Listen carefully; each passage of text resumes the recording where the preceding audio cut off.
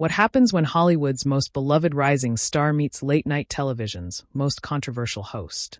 You won't believe what unfolds when Florence Pugh sits down with Jimmy Kimmel for what was supposed to be a routine promotional interview.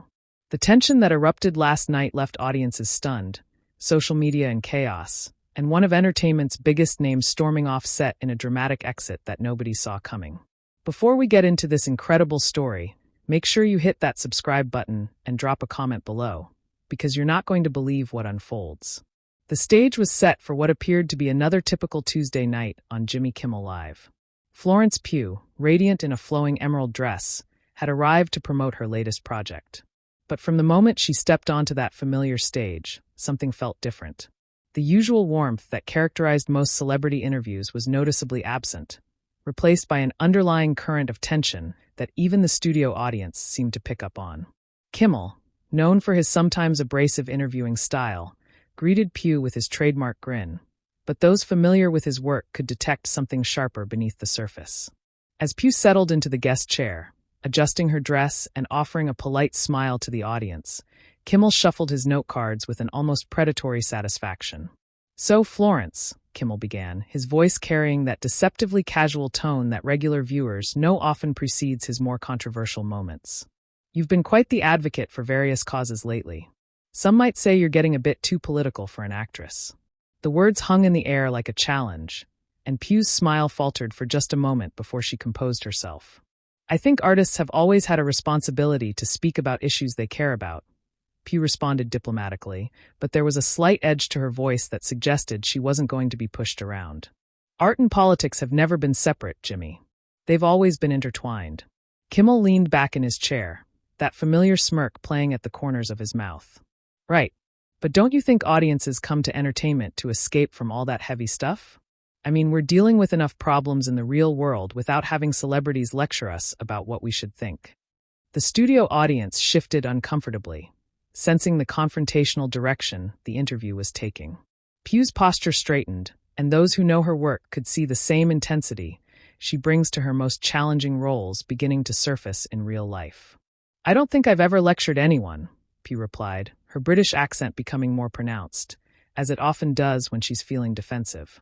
"I think I've shared my perspectives on issues that matter to me, just like any other person with a platform might do." "Are you suggesting that celebrities should stay silent about things they believe in?" Kimmel's laugh was sharp, almost mocking. "I'm suggesting that maybe some celebrities think their opinions matter more than they actually do. I mean, you're an actress, not a political scientist or a world leader. What makes you think people should listen to what you have to say about complex global issues?" The atmosphere in the studio had shifted dramatically. What began as uncomfortable tension was now approaching outright hostility. Pugh's jaw tightened, and she leaned forward slightly, her hands clasped together in her lap with what appeared to be considerable restraint. "That's an interesting perspective coming from someone who makes political jokes and commentary every single night on this show." Pugh shot back, her voice remaining controlled, but with steel underneath. "By your logic, shouldn't you also stay in your lane as a comedian and avoid discussing politics altogether?" The audience murmured at this direct challenge, and Kimmel's expression darkened. He wasn't used to guests turning his own arguments back on him so effectively, and it was clear he didn't appreciate being called out on his hypocrisy. "That's different," Kimmel replied, his voice taking on a more aggressive tone. "This is a comedy show. I'm making jokes, not trying to influence policy or tell people how to vote. There's a difference between entertainment and activism." "Is there?" Pugh countered, her diplomatic facade beginning to crack. "Because it seems to me like you're very comfortable sharing your political opinions when they align with what you think your audience wants to hear. But when someone else does it, especially a young woman, suddenly it's inappropriate." The tension in the room was now palpable. Kimmel's producers could be seen in the wings, clearly concerned about where this was heading. The usual lighthearted banter that characterized most celebrity interviews had devolved into something much more serious and confrontational. Kimmel's next words would prove to be the point of no return. "Look, Florence, I think you're a talented actress, but let's be honest here. You're young, you're idealistic, and you have a lot of opinions about things you probably don't fully understand yet. Maybe focus on perfecting your craft before you try to change the world." The condescension in his voice was unmistakable, and the studio fell into an uncomfortable silence. Pugh's eyes flashed with anger, and for a moment, It looked like she might stand up and walk off the set right then and there. Instead, she took a deep breath, her training as a professional actor kicking in as she fought to maintain her composure. "That's incredibly patronizing, Jimmy," she said, her voice steady, but filled with barely contained fury. "You're essentially saying that because I'm young and because I'm a woman, my opinions don't matter. That I should just shut up and look pretty while the adults handle the important conversations." But Kimmel wasn't backing down. If anything, he seemed energized by the conflict, perhaps thinking this kind of dramatic television would be good for ratings. What he failed to realize was that he was about to cross a line that would have serious consequences for both his show and his reputation. "You know what, Florence?" Kimmel continued, his voice dripping with false concern. "I think what's really happening here is that you're getting a little too comfortable using your platform to push agendas. Maybe it's time someone reminded you that people don't tune in to hear your political manifesto. They want to see you act, not preach." The words hit Pugh like a physical blow, and the mask of professional courtesy she'd been maintaining finally began to slip completely. Her hands, which had been clasped politely in her lap, now gripped the arms of her chair, as she struggled to process the sheer audacity of what she just heard. "Push agendas," she repeated, her voice rising for the first time since the interview began. "What agenda am I pushing by speaking out against inequality? By supporting women's rights? By caring about climate change? These aren't political agendas, Jimmy. These are basic human decency issues." Kimmel's smirk widened, sensing that he had her rattled. "See, this is exactly what I'm talking about. You can't even discuss your work without turning it into some kind of social justice lecture. Do you think that's really what your fans want from you?" The studio audience was now visibly uncomfortable, with some people shifting in their seats and others exchanging worried glances. This had gone far beyond the usual playful celebrity roasting that Kimmel was known for. This felt personal, vindictive, and deeply inappropriate. Pugh's breathing had become slightly labored as she fought to maintain control. "My fans follow me because they respect my work and my values. They don't follow me to be told to shut up and stay in my lane by middle-aged men who think they know better." Middle-aged? Kimmel laughed, but there was no humor in it. "Wow, going straight for the age card now. That's rich coming from someone who's barely been in Hollywood long enough to understand how things actually work here." "How things work?" Pugh's voice was getting stronger now, fueled by righteous anger. "You mean how things work where women are expected to be grateful for any attention they get, even when it's condescending and dismissive? Where we're supposed to smile and nod while men explain to us why our opinions don't matter?" The tension in the room was now electric. Crew members could be seen whispering urgently to each other, and Kimmel's producers were making frantic gestures from the wings, clearly trying to signal him to change direction.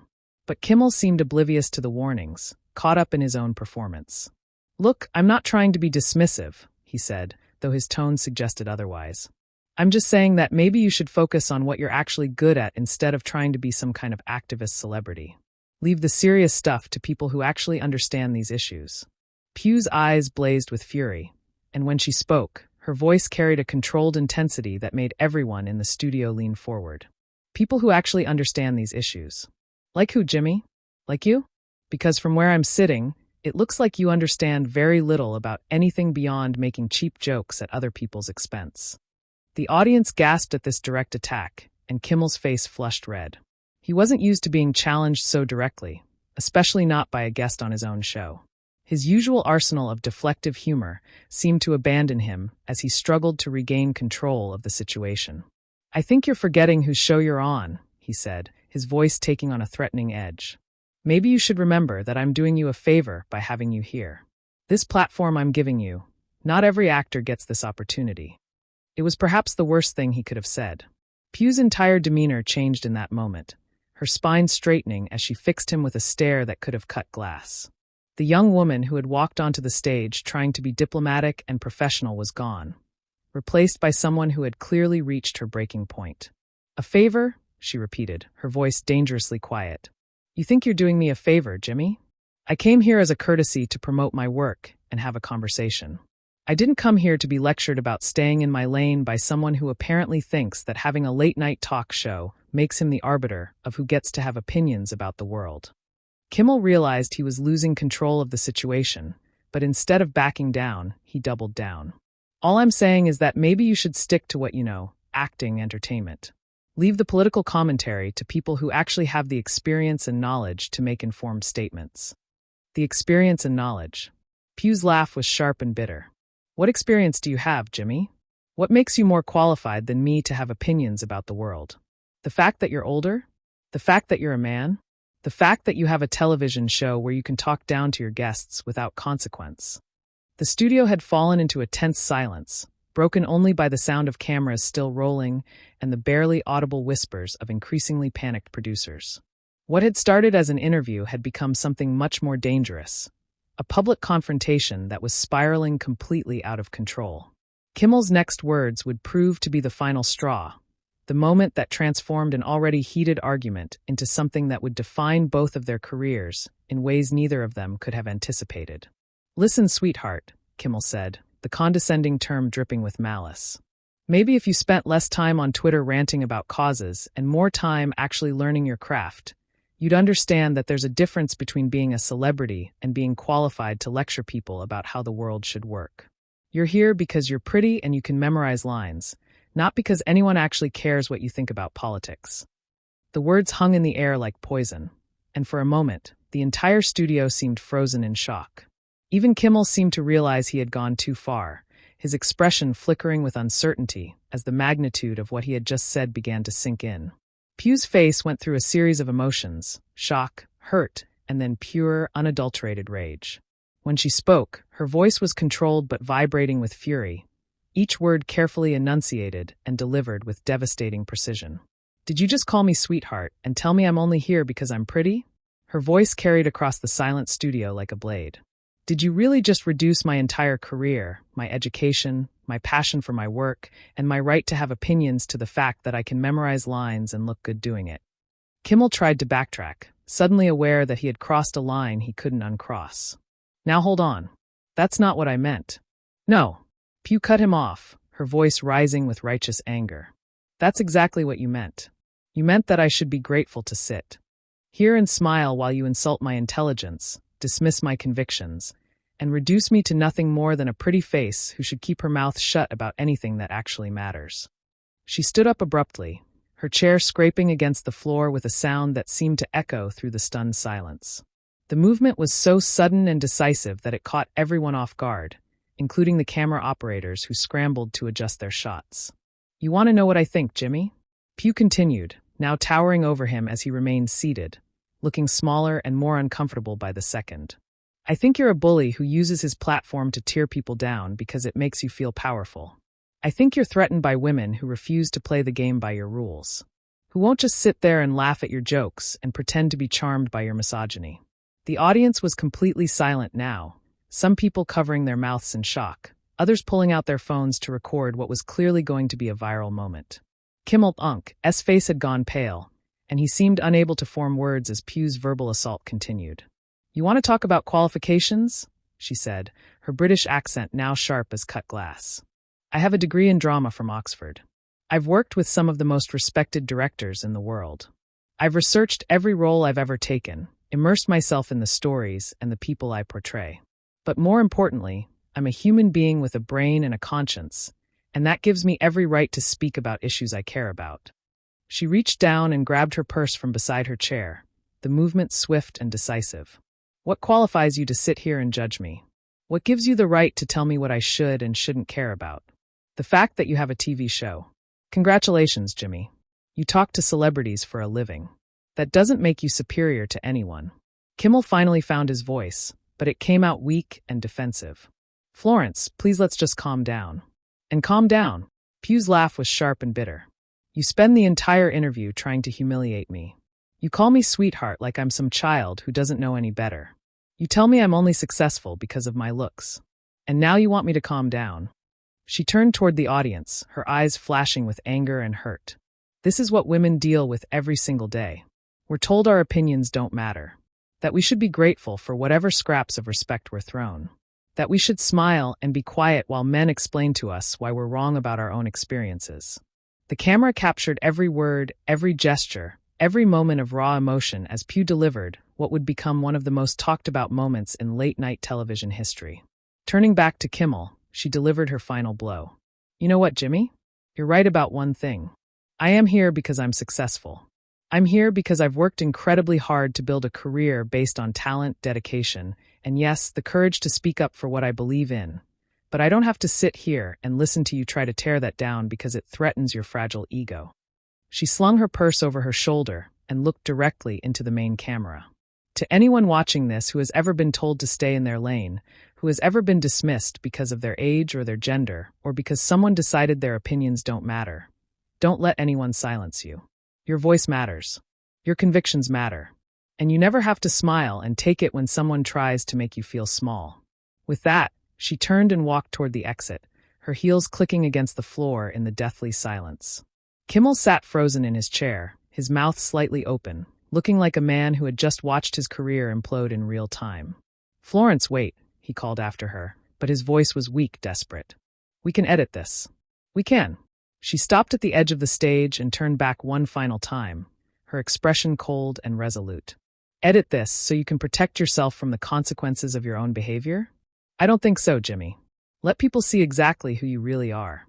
And with that final devastating statement, Florence Pugh walked off the Jimmy Kimmel Live stage, leaving behind a stunned audience, a humiliated host, and what would become one of the most explosive moments in late-night television history. The cameras continued rolling as Kimmel sat in his chair, the reality of what had just happened beginning to sink in, while the studio remained eerily quiet, except for the sound of Pugh's footsteps disappearing into the distance. The interview that was supposed to be routine promotion had become a reckoning. And as the show finally cut to commercial break, everyone in that studio knew they had just witnessed something that would be talked about for years to come.